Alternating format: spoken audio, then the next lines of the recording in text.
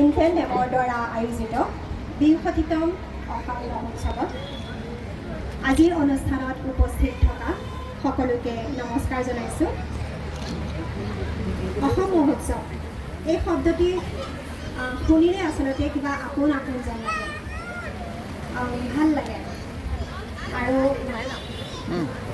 আৰম্ভণিৰে পৰাই দেখি আহিছোঁ অসম মহোৎসৱৰ জন্মৰে পৰা বৰ্তমানলৈকে ইমান সুন্দৰ সুন্দৰ অনুষ্ঠান অনুষ্ঠিত কৰি আহিছে। তেখেতসকলে ইমান এখন সুন্দৰ মঞ্চ সৰু ডাঙৰ সকলোকে প্ৰদান কৰিছে, প্ৰতিভা বিকাশৰ সুবিধা দিছে। আমাৰ ছাত্ৰ ছাত্ৰীসকলকো যোৱা বছৰৰ দৰে এই বছৰো ইয়াত অনুষ্ঠান পৰিৱেশন কৰিবৰ বাবে সুবিধা দিয়াৰ বাবে আমি ঋক সংগীতালয়ৰ তৰফৰ পৰা অসম মহোৎসৱৰ লগত ওতঃপ্ৰোতভাৱে জড়িত হৈ থকা বিশেষকৈ বন্দিতা বা আৰু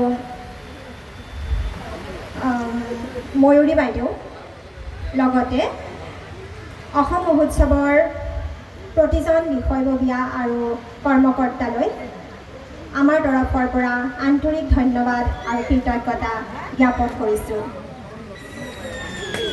আমাৰ ছাত্ৰ ছাত্ৰীসকলে আজি আপোনালোকৰ সন্মুখত সত্ৰীয়া নৃত্য আৰু সৃষ্টিশীল নৃত্যৰ কেইটিমান অনুষ্ঠান পৰিৱেশন কৰিলে। আপোনালোকে আশীৰ্বাদ কৰিব যাতে তেওঁলোকে ডাঙৰ হৈ একোগৰাকী প্ৰতিষ্ঠিত নৃত্যশিল্পী হ'ব পাৰে।